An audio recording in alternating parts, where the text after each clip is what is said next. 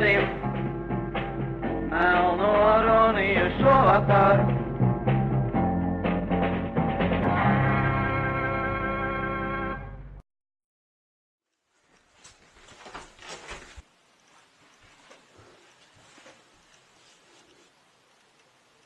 Rakstīšana šajā tev palīdzētu tikt galā ar sevi, mamma. Jā, it kā man tas palīdzētu.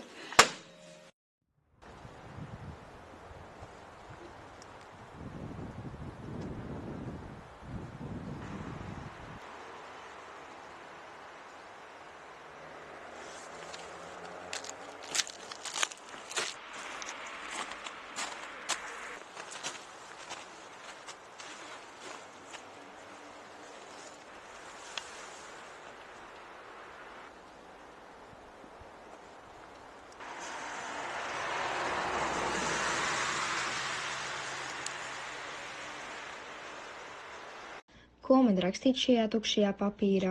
Ko lai stāstu tev, kas esi nekas?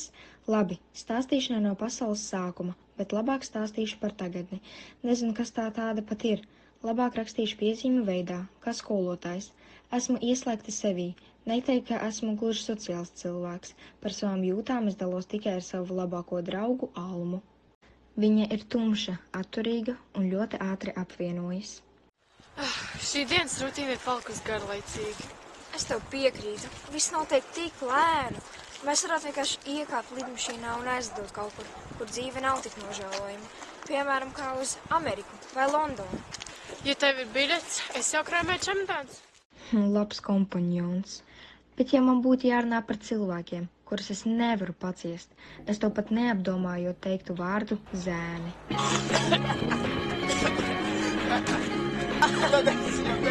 Tu esi labāka, man tas šodien parāds bija tu esi daudz.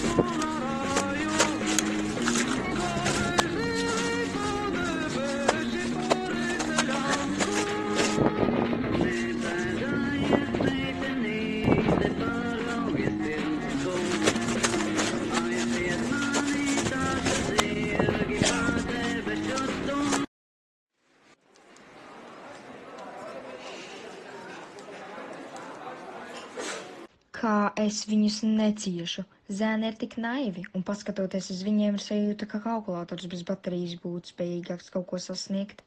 Varbūt es viņus līdz galam nesaprotu, bet tik un tā izturas pret mums meitenēm riebīgi. Visu laiku dzenas līdzi, kā kaut kāda suņa bez saimnieka. Kad viņa pagriež mums muguru, sākam mīlēt. Nevar vairs paciest zēnu stulbības un to neadvancēto humoru. Tikai Dievs sazina, kas viņa prātos notiek. Skatoties uz viņiem, man tāda sajūta, ka tāda dieva nemaz nepastāv. Nē, mēs dzīvojam šādā palākā pilsētā, tā kā tā viņa arī ir.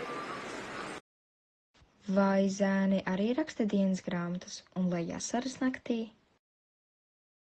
Nē, es nemūžam neiemācīšos rakstīt dienas grāmatu, bet izdzēst nevar. Mamma lika rakstīt ar tinti. Tik dusmīga un naida pilna kā šodien es vēl neesmu bijusi. Protams, ka šodien ir otrdiena, visnīstākā diena. Alma drūma kā sabirsta rudenslapa. Ja man prasītu, par ko es gribētu būt, es teiktu puķe, kura zied, aug un dod citiem prieku, bet es būtu melna puķe. Runājot par skolu, man tā patīk. Tā man ir kā gaišais dzīves lukturs tumsā. Lieli logi, gaišas klases, silti gaiteņi. Mūsu klases audzinātāja Krūzīte pret mani izturas ārkārtīgi mīļi. Viņa ir tik jauka, ka man viņa patīk pat dusmīga. Puikas visu laiku lien klāt viņai un uzvedas pārdroši. Man ar to jātiek galā. Briesmīgi uztraucos. Es nezinu, kā izvairīties no starpgadījumiem. Ar puikām bija interesanti tad, ka mums Jaunceltnēs bija sava zelta zāle. Mēs bijām banda pret sūdzībām. Taču man vēl joprojām ir tikai 11 gadi, tā kā man vēl nav gluži nekāda varonība. Vēl ir laiks, lai padarītu savu varu citiem zinām, skolā vai pat pasaulē. Nezinu, kāda būšu nākotnē, nevar jau zināt.